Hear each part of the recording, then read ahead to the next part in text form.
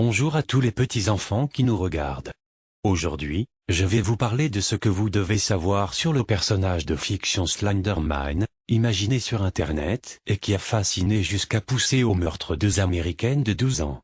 Ce qui n'était au départ qu'une vaste blague numérique s'est transformé en vrai drame. La créature d'horreur du Slender Man, née sur Internet en 2009, a poussé deux préados à poignarder 19 fois l'une de leurs camarades. Fascinées par ce monstre créé, de toutes pièces sur la toile et persuadées de son existence réelle, elles ont expliqué aux autorités qu'elles étaient obligées de passer à l'acte. Le Slender Man est né sur le forum Something Awful en 2009, où un concours de retouche des photos est mis en place. Le but, à partir d'images réelles, représenter des phénomènes paranormaux qui puissent paraître vrais.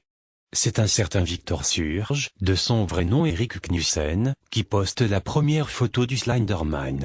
Très vite, les faux témoignages, documents et photos se multiplient pour prouver la prétendue existence du monstre.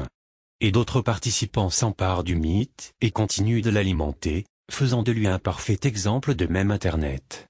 Au point que Slender Man a été décrit comme le premier grand mythe du web par la BBC.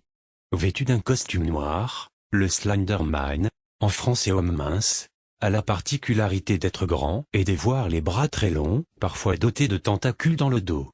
Son visage n'est jamais représenté. Selon le mythe, il hypnotiserait ses victimes, principalement des enfants, et ses disciples doivent montrer leur dévouement en tuant quelqu'un. La popularité de Slender Man n'a cessé de prendre de l'ampleur. Ces histoires d'horreur se sont propagées sur la toile. Un jeu vidéo et une web-série à son effigie ont fortement contribué à diffuser la existence du personnage. Le site Creepypasta, où les deux jeunes filles ont pris connaissance du faux mythe, se défend de toute implication dans cette tragédie.